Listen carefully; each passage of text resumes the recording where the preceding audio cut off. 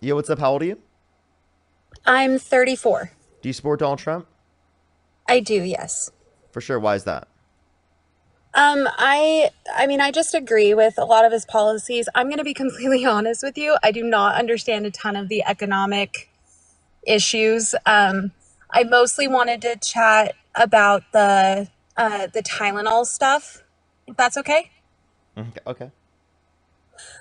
So I have a 5-year-old daughter who we haven't officially diagnosed her yet, but she has a major sensitivity to red dye, which is in Tylenol.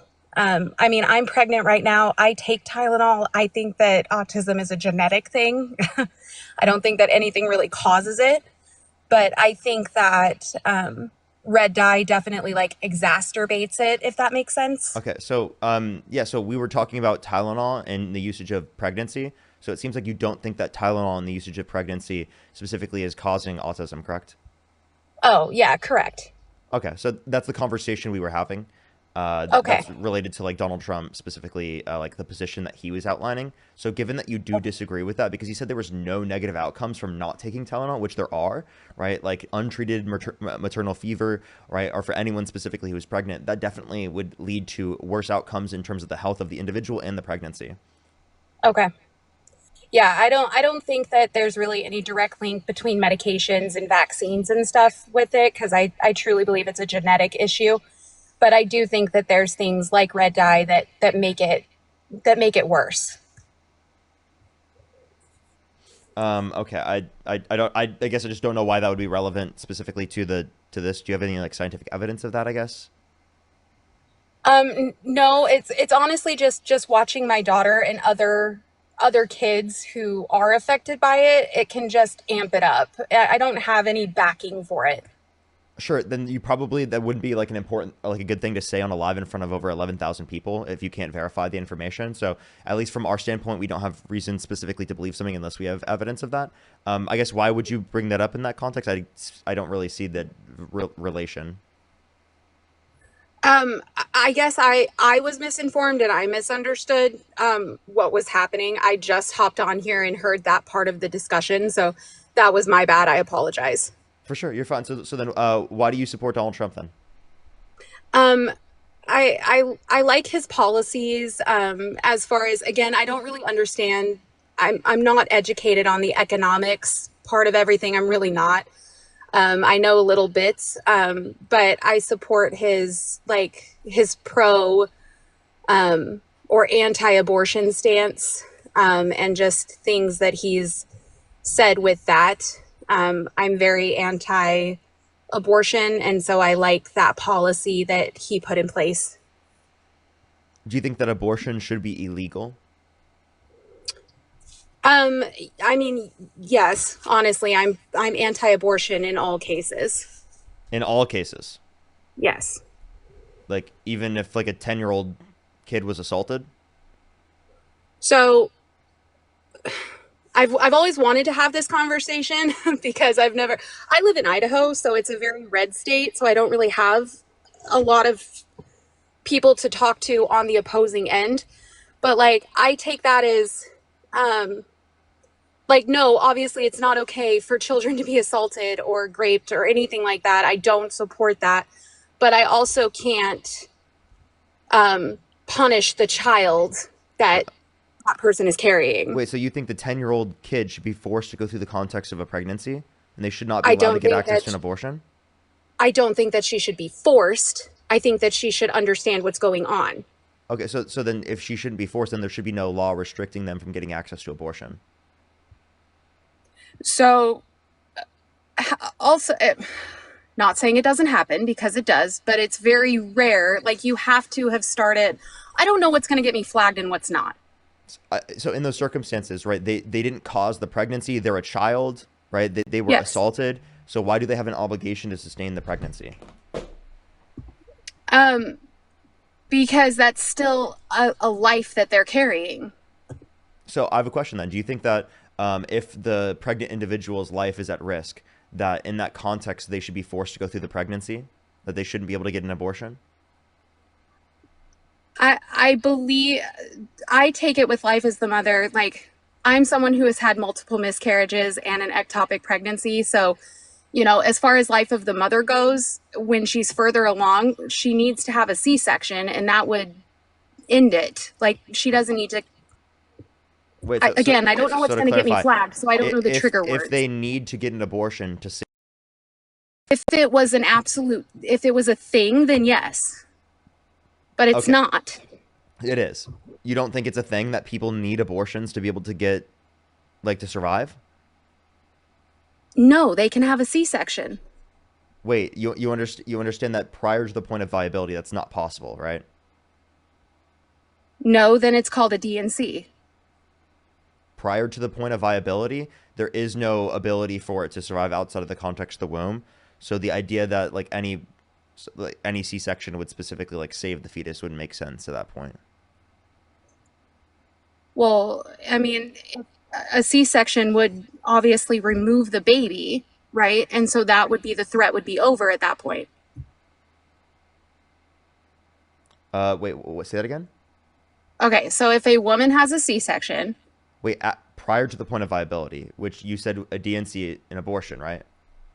yeah, a DNC would be considered removing. So okay, so I then mean, the like, baby's so do you think sorry. abortion should be allowed if it is to save the life of the pregnant individual?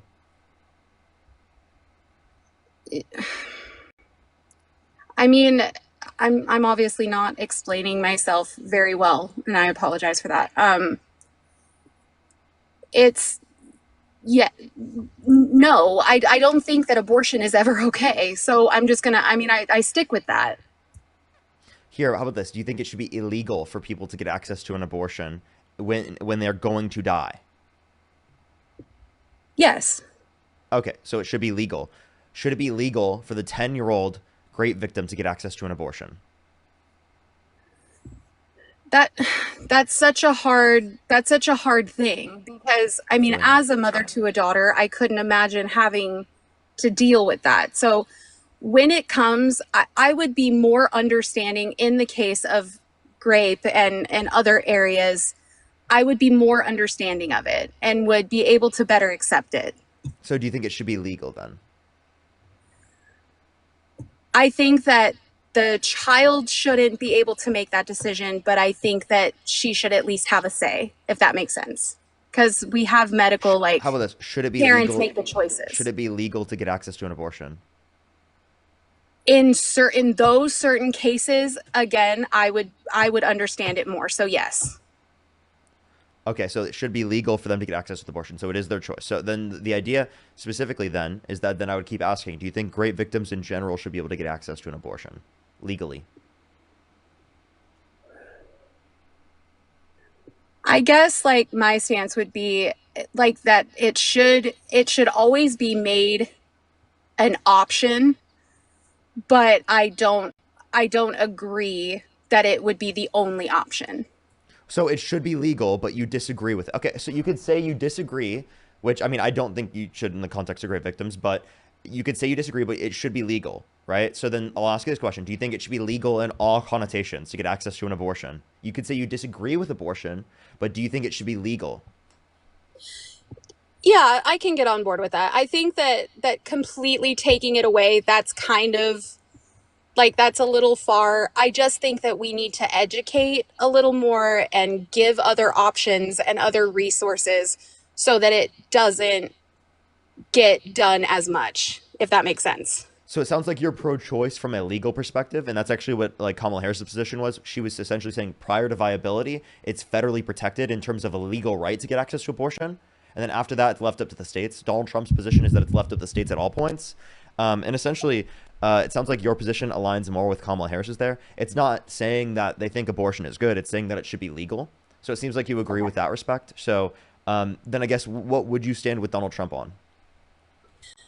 Um, I don't like abortion at all in forms of birth control. Like I don't think that that is a reason to do it. So again, more forgiving in the cases of grape and other areas, but as far as just you don't want the baby anymore, I don't agree with that.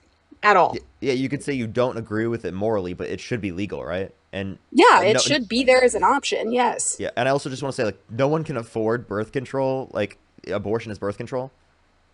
So like that would be extremely expensive, right? The average American is living paycheck to paycheck and can't afford a random $400 expense. So the idea that they could afford just like, abortions whenever they feel like it is obviously not true. Okay.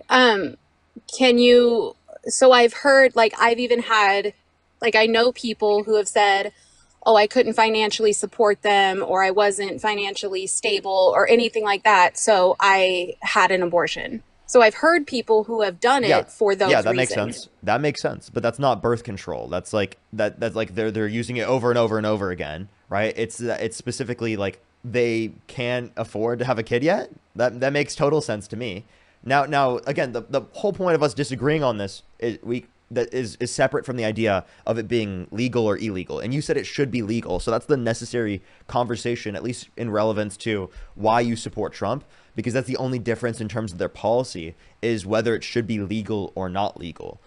So then I guess my question is what policies of Trump's do you support that is like going to be better, right, for like the country in general? Okay.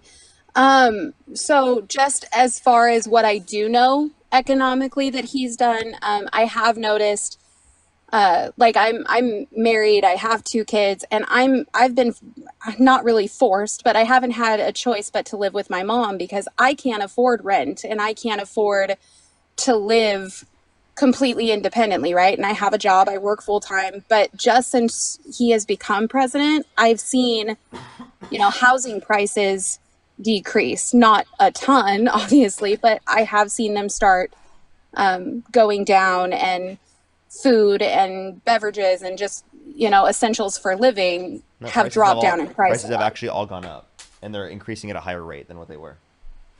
Well, it It was could, again, I live in 2.3% in Idaho. It could April and just be where you live. 2.9% now. No, it's actually across the entire U.S. So Okay. it was this is on average across the U.S. So it's 2.3% in April and then 2.9% now. So since Liberation Day, when he implemented his tariffs, we've seen upward pressure on prices. So that's what I'm saying is that like tariffs are causing prices to go up. And that's why like housing prices are going to go up, especially because parts of the manufacturing process, right, rely on, imports, stuff that we get Right. from other countries around the world in terms of the development of housing. Plus, interest rates would be able to go down to a greater extent if we didn't have that upward pressure on prices. And Jerome Powell has said this. The chairman of the Federal Reserve has indicated that the reason why they were, hesitant on reducing interest rates as much is because they don't want to put, continued upward pressure on prices that could, lead to great levels of inflation again. Lynn, thank you so much, the Galaxy.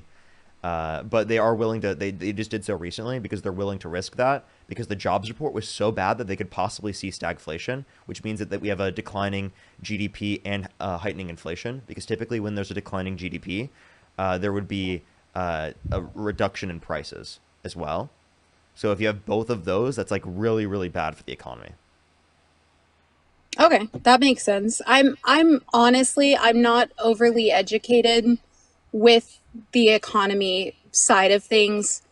Um, I again, I voted for Trump based on, the abortion stance and the fact that I have seen pricing go down. I don't, I mean, it's gotten a little bit better from what I've seen. So again, pricing going down within your area would have nothing to do with Donald Trump. Prices have gone up from a overall country standpoint, and that's because of Donald Trump's tariffs. His policies literally do cause inflation, and then you don't agree with him on the abortion policy because again, remember you believe it should be legal. So if you believe Mhm. it should be legal, well then you're arguing for Kamala Harris's position. You can say you disagree with abortion, but that's separate Correct. from the dialogue of what Kamala Harris and Donald Trump disagree on. They disagree on whether or not it should be legal, right? Because Donald Trump thinks it should be left up to the states to determine whether or not it should be legal, and Kamala Harris thinks that it should be federally protected in terms of legal access to abortion prior to viability. And then after Okay. viability, it's left up to the states. Okay, then that was my bad. I misunderstood what her policy was on that. And I think I still, I didn't like how she handled the border and things like that. So I also probably still wouldn't have voted for her, but the abortion stance, yeah, I agree with her on that. Yeah, what about handling the border? Because we could totally address that. Um, I mean, I don't agree with illegal. Oh, again, I don't know what's going to get me flagged. I'm sorry. I don't agree with illegals, I guess, coming into the country. Just in general, they need to follow the guidelines to be able to come into America. So I believe any undocumented immigrant that comes to the country that has not committed a violent crime or bad crime should be given a pathway to citizenship where they do not have to leave the country.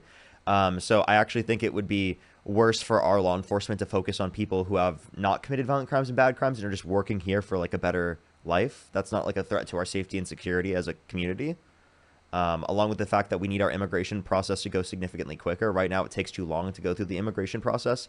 And then thirdly, Donald Trump is violating people's due process rights, which is protected by the 14th Amendment. Everyone within the jurisdiction of the country is granted equal protection of law and due process rights, meaning that if they commit a crime, they will be put in front of a judge.